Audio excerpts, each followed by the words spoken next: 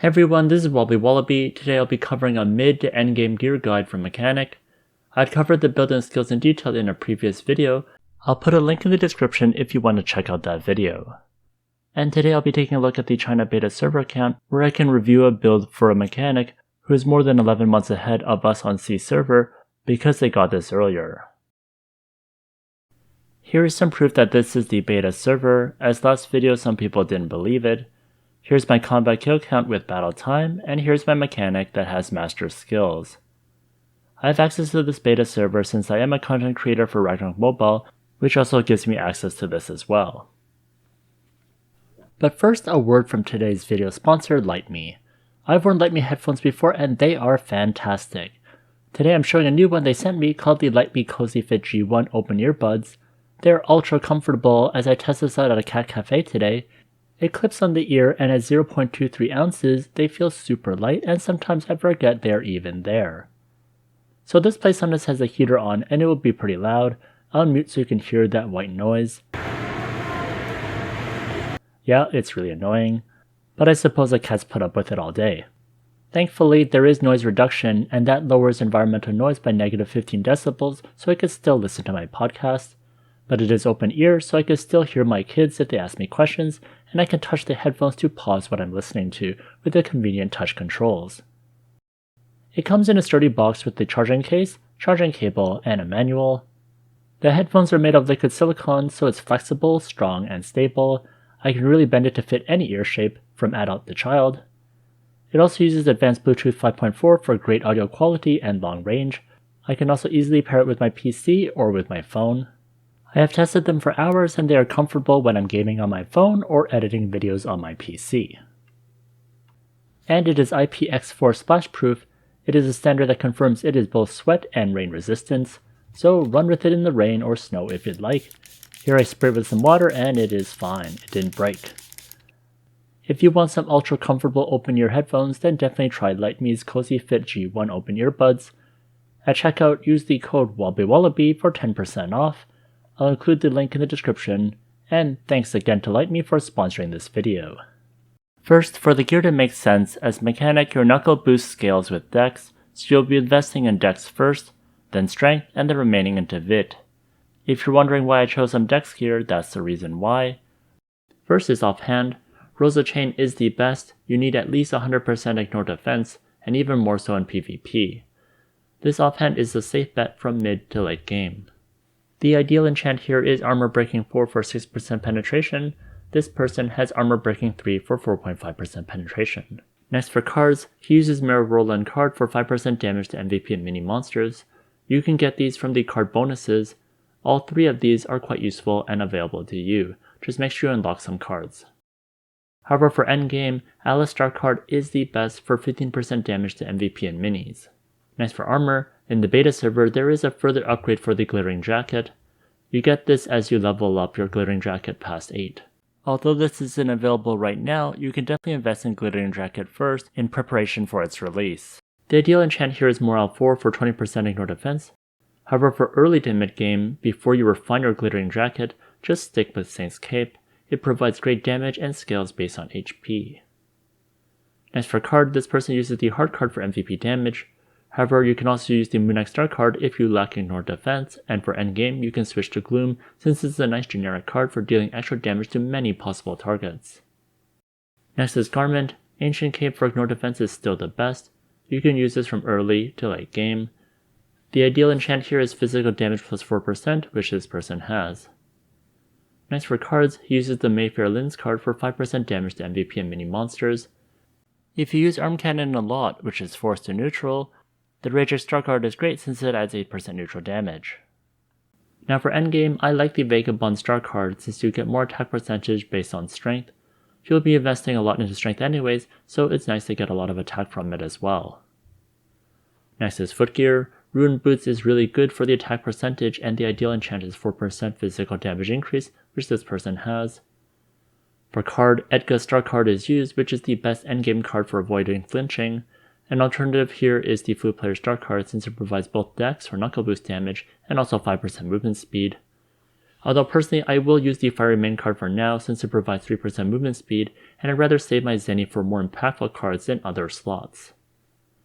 Next, for the first accessory, Black Hat Brooch is used. You get 5% damage to undead monsters, and at Refined 12 you get 3% penetration. Penetration percentage is hard to get, so this accessory is nice to have, but it's bad if it isn't Refined 12. Doing extra damage to undead monsters comes in handy for Museum Floor 1. For Ideal Enchants, Sharp Blade 4 is the best which this person has. For a card, he uses the Toro card, which I disagree with. Although you get Dex and Attack, it's pretty low. Ideally, you should be using the Scarecrow card for dealing with the Museum Dragon, Santoporin card, which is great against dark targets like Ruined Master and Thanatos Tower, or the Malguai card, which is great for Isles Floor 2, Museum Floor 2, and Thanatos Tower Floor 3. Now if you want a good generic option, then Zipper Bear Star is great for the attack percentage. For the next accessory, Powerful Ring is what they use, and what I use in my build too. I invested in this early on, and later on I'll refine it higher and also tier it up. The ideal enchant here is Sharp Blade 4, which this person has, and this time they use the generic card Zipper Bear Star card for the attack percentage.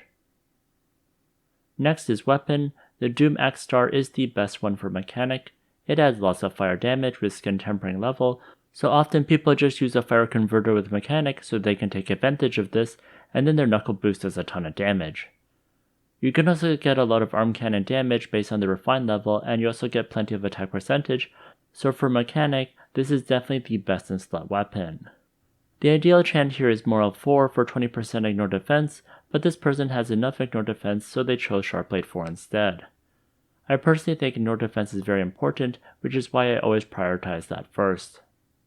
Now for a card, this person uses the Freoni Star card for the skill damage. It's hard to get skill damage in Ragnarok M Classic, so this is a nice card to use. For his next card, he uses the Drake Star card, which is the best weapon card that any physical damage DPS can have. But if you don't have access to these, then 2 Minotaur's cards are great. You also need a third one deposited to activate the Insight effect for 20% more ignore defense. I'm currently saving up for 3 Minotaur's cards as my next major card purchases. For the remaining gear, this isn't available to us right now, so I'll provide some alternatives available to us on C. For head, White Knight Helm is great. It provides 10% MVP and mini damage, and for each one refined, you get 1% more damage to MVPs and minis. I personally bought a Broken Plus 3 since it only cost 20 million. I wouldn't refine it past 4 anyways, so missing out on the extra 1% MVP and mini damage is fine by me, especially with that nice 20 million discount. Also for late game, a high refined White Knight Helm is best in slot, so it's definitely very powerful. The ideal enchant here is extra dex and attack. Next, if you want to activate the Minotaur's effect, then a plus 10 Glacier Power can give you an extra damage to large monsters. This is something mechanics cannot do by themselves, so you rely on gear to activate this. Next for card, the Andre Star card is great for 3% penetration and 4% ignore defense when strength or dex is at 225.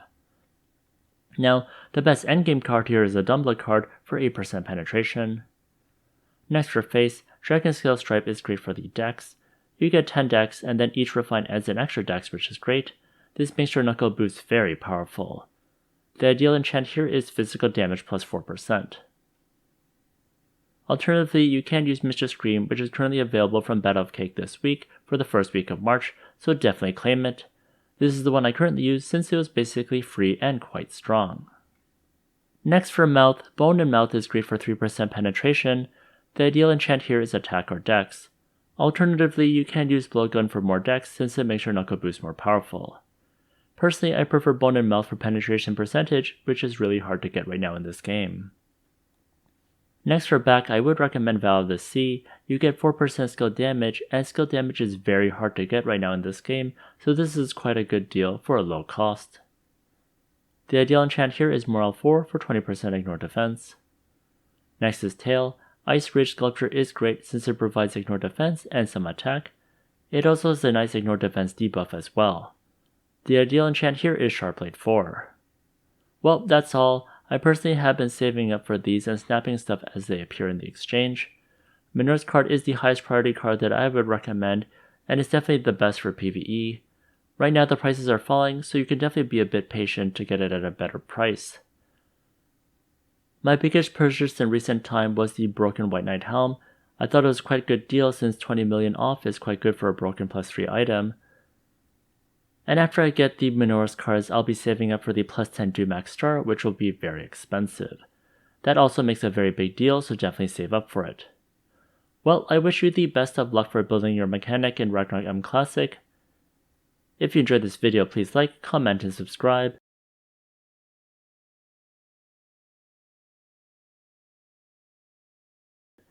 And if you want more mechanic videos and guides, check out this playlist over here.